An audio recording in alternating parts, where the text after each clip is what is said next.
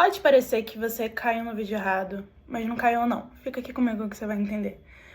Ao longo de toda a narrativa bíblica, a gente tem diferentes textos que falam sobre perseguição. Desde o Antigo Testamento, porque o povo hebreu estava sendo perseguido por diferentes impérios escravagistas, até o contexto de Jesus no Novo Testamento, onde eles estavam sob dominação do Império Romano. É importante entender isso porque logo depois o Império Romano se apropria desse movimento anti-imperialista, e aí é quando a coisa começa a dar ruim, como todo o processo de apropriação, obviamente. O cristianismo é esvaziado de boa parte da sua identidade, é embranquecido, etc., e serve para fins de dominação. E aí a gente tem que entender que lá na frente, muito lá na frente, dando um baita salto histórico, no contexto de Guerra Fria, finalzinho de Guerra Fria, a gente tem uma grande sacada que é por que não se utilizar desses textos, criar uma narrativa teológica que apresente, então, o comunismo como grande inimigo e como grande perseguidor das igrejas. E aí a gente associa todos esses textos com o comunismo e apresenta essa narrativa social de que o comunismo quer acabar com as igrejas. Então, veja bem, isso vem lá de trás, é uma mentalidade sendo incutida na igreja há muitos anos. Aí a gente dá outro salto histórico, vem para a ditadura militar, América Latina inteira sendo varrida pela ditadura militar, Brasil, etc. De novo, a gente tem um boom anticomunista e a gente tem, de novo, essa narrativa sendo incutida com muita força na mentalidade das pessoas. Eu sou uma criança dos anos 90, né? E eu me lembro de histórias de ninar minha sendo sobre cristãos que estavam sendo torturados e assassinados em países comunistas. Então, ao longo de muitos anos, isso vem sendo incutido na cabeça dos crentes, em diferentes contextos, católicos também, acredito, mas que acho que no meio protestante isso talvez seja bem pior.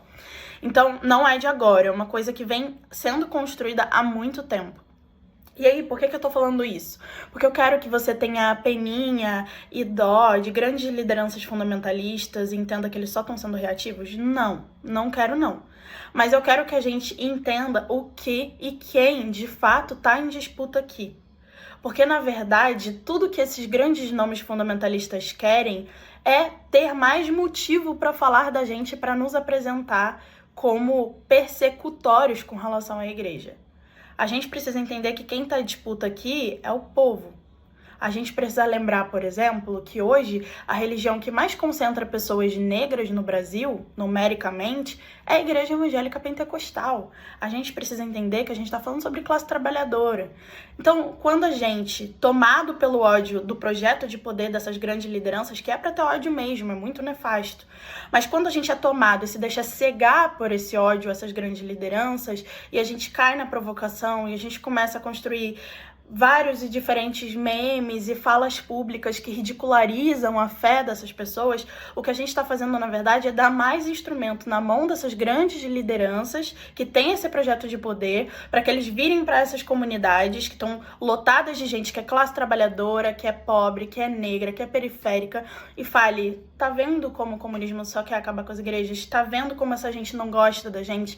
E aí a gente cria um distanciamento ainda maior.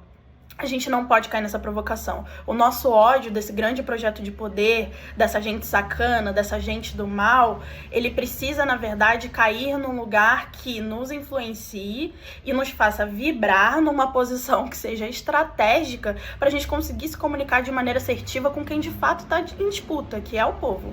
A gente não pode perder isso de vista, porque a gente quer essas pessoas do mesmo lado que a gente na trincheira. A gente não quer um distanciamento maior do que a gente já tem agora.